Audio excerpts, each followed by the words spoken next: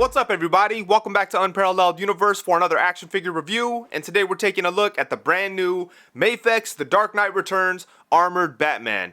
And in my opinion, Mafex has been doing an incredible job with the Dark Knight Returns stuff, so I'm super excited about this figure. And aside from the fact that Mafex has been killing it, I'm just excited to have this version of Batman because there's not a whole lot of action figure options for this armored version of Batman. Mattel did a really nice one a couple years back. Actually, it was about 5 or 6 years back at this point, but it was still a pretty good figure. In fact, I still have it. I'm gonna have to dig them up for this review, but that one was pretty good. And then DC Direct had a couple back in the day, and McFarlane recently put one out, but it's like a weird stylized version. It doesn't look like the comic book version at all, so I passed on that one.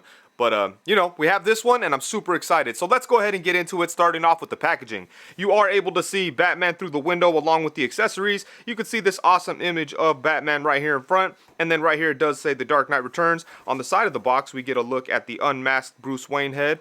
And that is looking really nice. Over here it says Dark Knight Returns.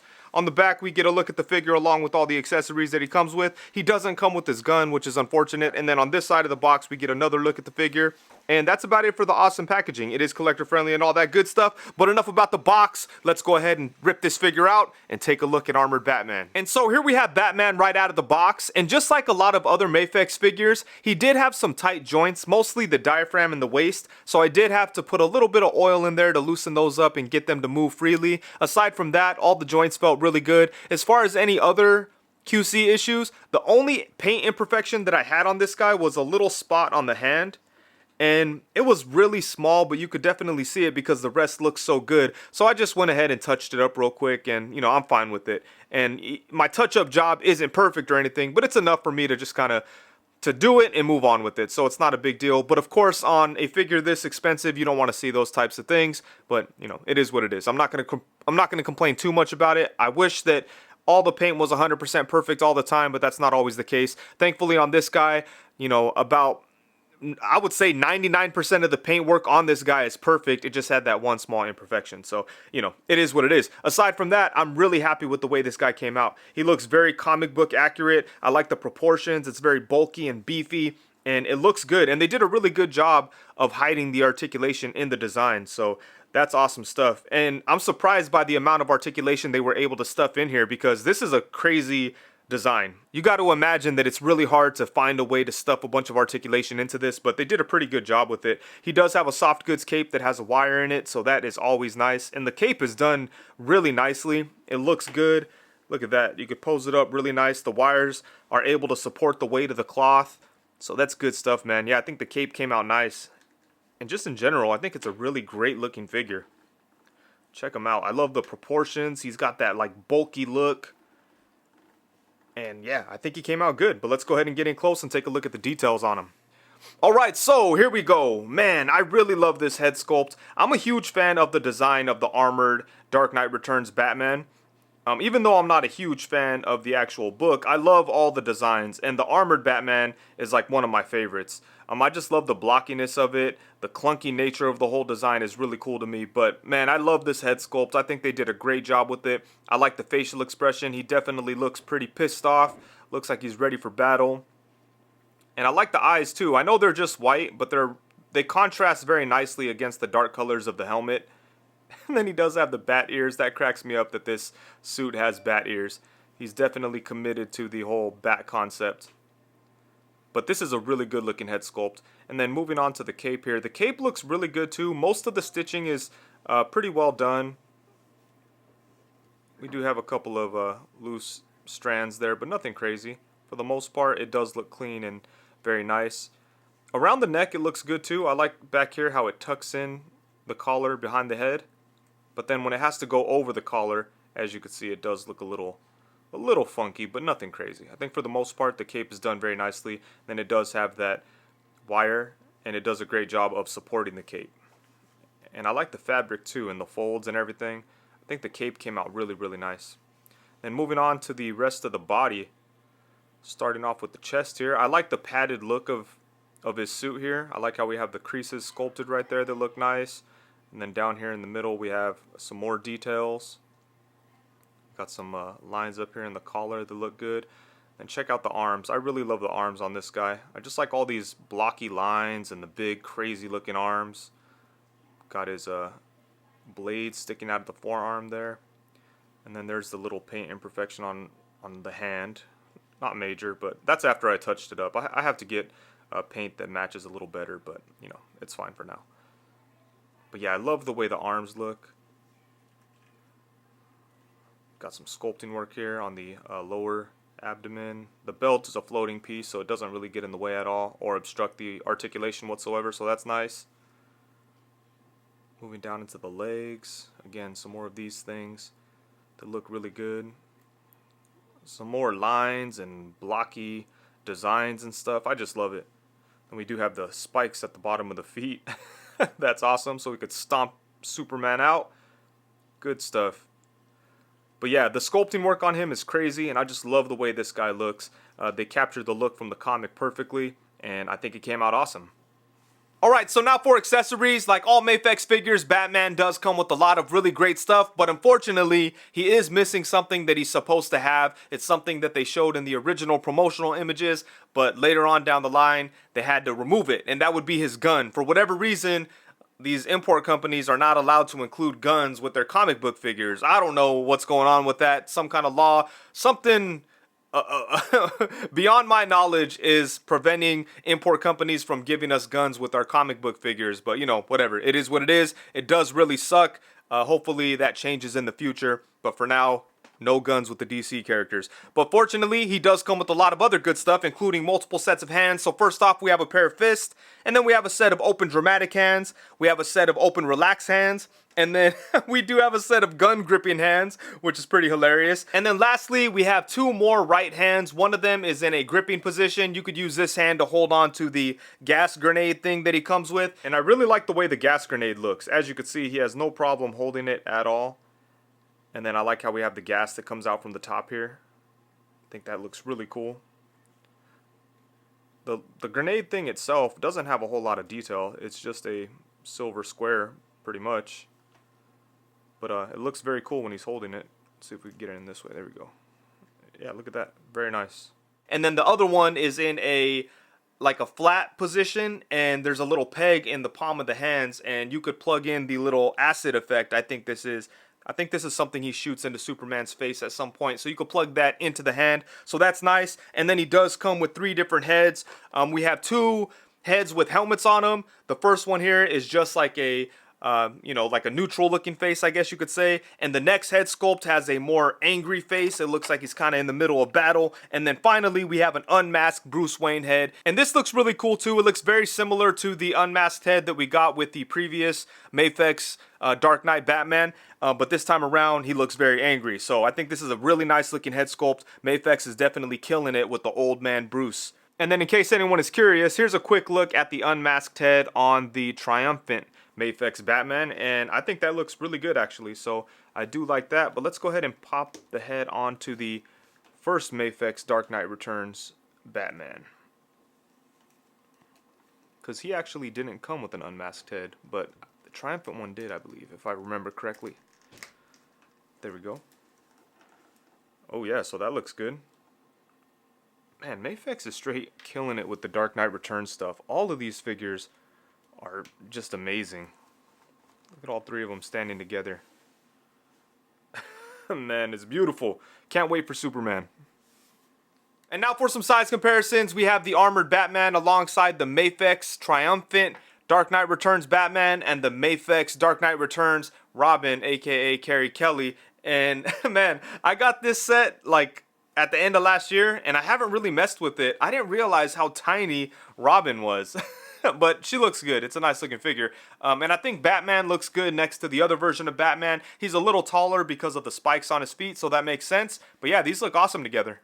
And then next up, we have him alongside the Mafex Hush Batman and the Mafex Hush Superman. And I cannot wait for the Dark Knight Returns Superman from Mafex. I think that thing is going to be awesome. But in the meantime, we do have this Superman, which is the McFarlane Toys Dark Knight Returns Superman.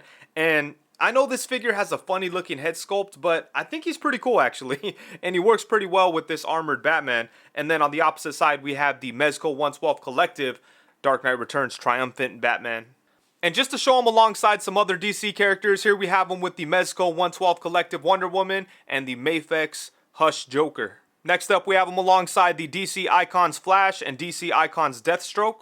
And then last but not least, of course, we have him alongside Marvel Legends Pizza Spider-Man and Marvel Legends Bucky Cap. And the articulation on this figure is pretty impressive, especially considering the design and what they had to work with, you know? I'd imagine that it would probably be very complicated to try to stuff a bunch of articulation into the design of the Dark Knight Returns Armored Batman. It's just so clunky and awkward, but I think that Mafex did a pretty good job incorporating articulation into the design. There are a couple of limitations, but nothing major. I think for the most part, they did a pretty good job with it, and I would say it's probably the most articulated 6-inch Dark Knight Returns Batman armored version that we'd ever seen, or that we'll ever see, to be honest.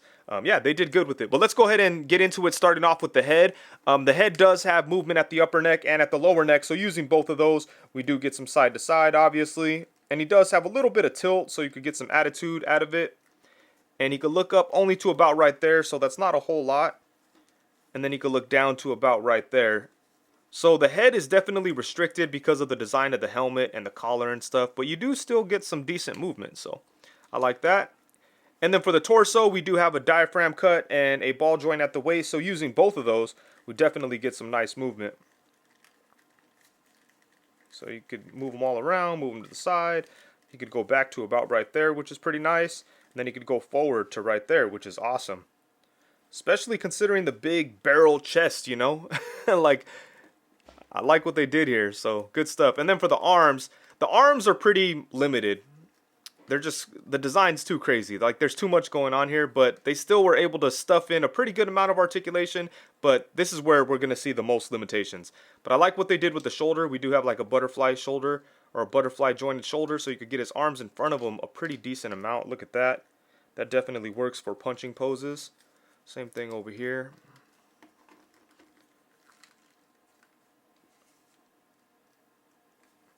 Yeah, so that's not too bad, you know. And if you get too crazy with the arms, they can pop out, but it's not like they're falling out randomly, you know. But if they definitely pop out if you get too crazy with the arms. But yeah, that's a pretty decent like punching pose.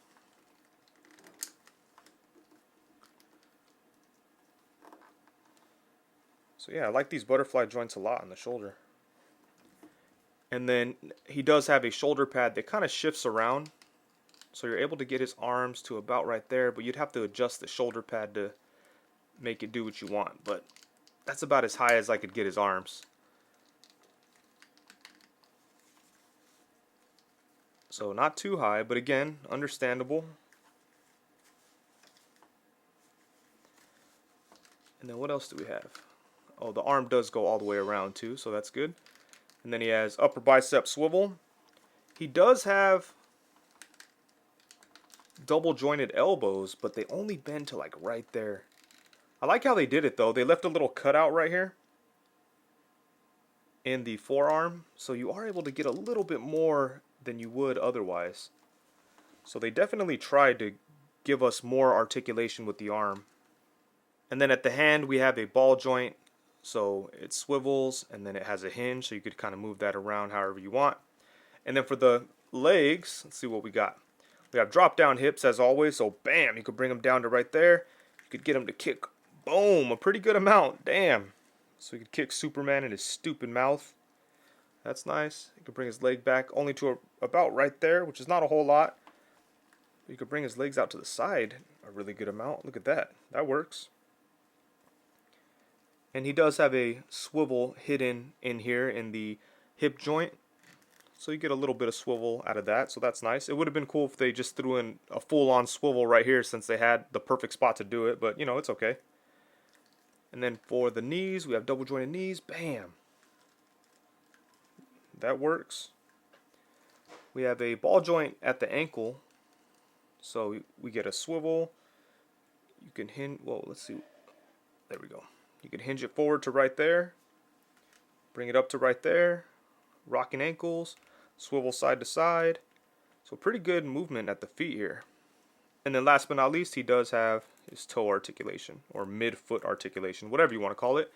But yeah, like you know, like I said over and over, they did a pretty good job considering what they had to work with. This is a big, chunky, bulky, crazy design, and I think they put as much articulation into this thing as they possibly could without sacrificing the integrity of the look of the character, you know? So I'm very happy with the articulation.